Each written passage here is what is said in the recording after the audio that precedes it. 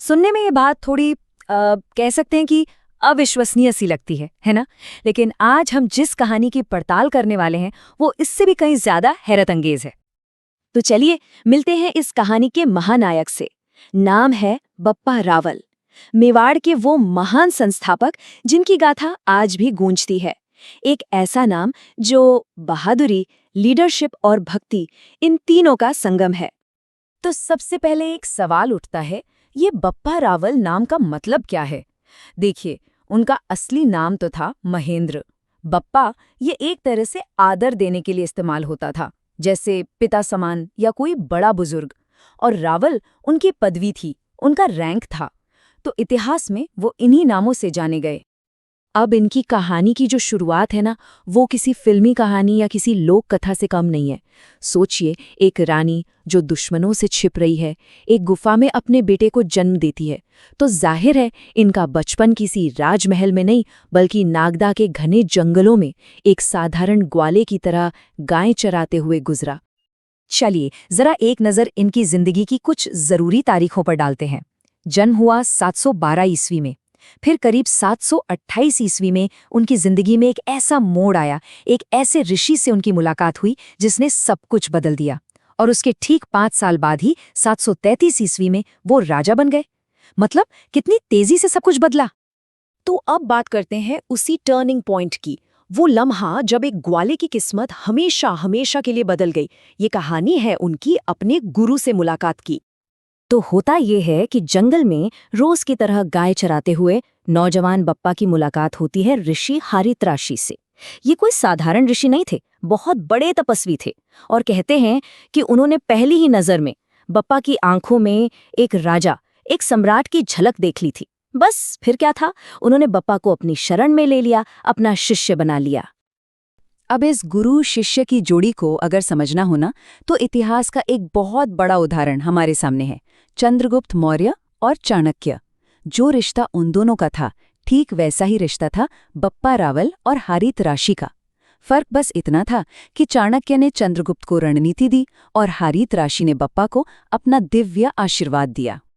हरित्राशी ने बप्पा को सिर्फ ज्ञान ही नहीं दिया, बल्कि कुछ ऐसे वरदान दिए, कुछ ऐसी भविष्यवाणियां की जिन्होंने उनका भविष्य तय कर दिया। उन्होंने कहा कि बप्पा को चित्तौड़ का राज्य मिलेगा, वो हर लड़ाई जीतेंगे और उनका जो वंश है वो सदियों तक, युगों युगों तक राज करेगा। तो ठीक है, भविष्यवाणियां तो हो गईं, पर अब वक्त था उन्हें सच करने का। और बप्पा के सामने जो पहला और सबसे बड़ा इम्तिहान था, वो था चित्तौड़ पर विजय पाना। तो कहानी आगे कैसे बढ़ी? देखिए, बप्पा ने शुरुआत की चित्तौड़ के मोरी राजा के एक सामंत के तौर पर। लेकिन कहानी में मोड़ तब आया जब एक दुश्मन सेना ने हमला कर दिया और बाकी सारे सामंतों ने लड़ने से मना कर दिया। उस वक्त अकेले बप्पा रावल आगे आए। उन्होंने अकेले दम पर सेना को लीड किया और दुश्मनों को खदेड़ दिया। अब इस जबरदस्त बहादुरी का नतीजा क्या हुआ? पूरी सेना और सारे सरदार उनके कायल हो गए और बस जल्द ही चित्तौड़ का शासन उनके हाथों में आ गया। गुरु की भविष्यवाणी सच हो चुकी थी। जरा सोच कर देखिए, उम्र सिर्फ 22 साल और बप्पा रावल चित्तौड़ के शासक बन चुके थे। और ये कोई छोटी मोटी बात नहीं थी। उन्होंने चित्तौड़ को जो राजधानी बनाया, वो अगले 1100 सालों तक, जी हाँ 11 सदियों तक मेवाड़ का दिल बनी रही। लेकिन बप्पा की कहानी सिर्फ एक किला या एक शहर जीतने पर खत्म नहीं होती। असल में कहानी तो अब शुरू हो रही थी। असली चुनौती एक बहुत बड़े साम्राज्य को बनाने की अब उनके सामने थी। देखिए, उस दौर में भारत की पश्चिमी सीमाओं पर अरब खलीफा की सेनाओं का एक बहुत बड़ा खतरा मंडरा रहा था। और मुश्किल ये थी कि भारत के राजपूत राज्य आपस में ही लड़ रहे थे। ऐसे में बप्पा रावल ने वो काम करने की ठानी जो उस वक्त लगभग नामुमकिन सा लगता था। उन्होंने जो कर दिखाया उसकी कोई कल्पना भी नहीं कर सकता था। उन्होंने एक बहुत बड़ा गठबंधन बनाया। प्रतिहारों के नागभट्ट, सांभर के अजयपाल, जैसलमेर के भाटी, मतलब उस दौर के भारत के बड़े बड़े शक्तिशाली शासक सब एक झंडे के नीचे आ गए। ये उस जमाने में एकता का एक ऐसा प्रदर्शन था जो पहले कभी नहीं देखा गया था। और इस गठबंधन की सेना, जरा अंदाजा लगाइए कितनी बड़ी होगी। जो हमें जानकारी मिलती है उसके हिसाब से इस सेना में 12 लाख से भी ज्यादा सैनिक थे। ये उस समय की दुनिया की सबसे बड़ी सेनाओं में से एक रही होगी। और इसे जोड़ा किसने? सिर्फ एक इंसान ने, अपनी दूरदृष्टि से। और नतीजा ये हुआ कि अरब सेना की ऐसी जबरदस्त हार हुई कि उन्हें सिंध नदी के भी पार तक खदेड़ दिया गया। ये एक डिसाइसिव विक्ट्री थी, एक ऐसी जीत जिसने आने वाले कई दशकों के लिए भारत की पश्चिमी सरहदों को महफूज कर दिया। इस जीत के बाद बप्पा रावल रुके नहीं, बल्कि पश्चिम का रास्ता उनके लिए खुल गया था। इतिहास में ऐसा जिक्र मिलता है कि उनका विजय अभियान मध्य एशिया तक चला। ईरान, इराक, खुरासान जैसे दूर दराज के इलाकों को भी उन्होंने जीता और अपने साम्राज्य की सीमाओं को बहुत बहुत दूर तक फैला दिया। तो एक योद्धा के तौर पर उनकी कामयाबियां तो खैर कमाल की हैं ही, लेकिन उनकी विरासत, उनकी लेगेसी सिर्फ जंग के मैदान तक ही नहीं है। देखिए, उनकी विरासत के दो पहलू हैं और दोनों ही बराबर के जरूरी हैं। एक तरफ वो एक महान योद्धा थे जिन्होंने हमलावरों को हराया, देश की सीमाओं को सुरक्षित किया। तो दूसरी तरफ वो एक महान निर्माता भी थे।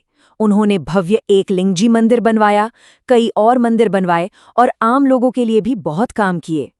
मतलब उन्होंने सिर्फ जीता ही नहीं बल्कि बनाया भी, और एक ऐसे वंश की नींव रखी जिसने भारतीय इतिहास में सबसे लंबे समय तक राज किया। और जानते हैं, उनके राज करने का तरीका भी बहुत अलग था। वो खुद को मेवाड़ का राजा मानते ही नहीं थे। वो कहते थे कि मैं तो भगवान एकलिंग जी का दीवान हूं, मतलब उनका प्रधानमंत्री। असली राजा तो वो हैं, मैं तो बस उनकी सेवा कर रहा हूं। और ये जो परंपरा थी ना, ये मेवाड़ में आगे सदियों तक चलती रही। और फिर जिंदगी के आखिरी पड़ाव में उन्होंने सब कुछ छोड़ दिया। राजपाट, सिंहासन सब अपने बेटे को सौंपा और संन्यास ले लिया।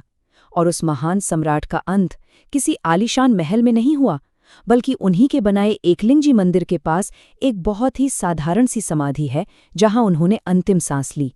वो समाधि आज भी वहां है। तो सवाल फिर वही है, आखिर कौन थे बप्पा रावल?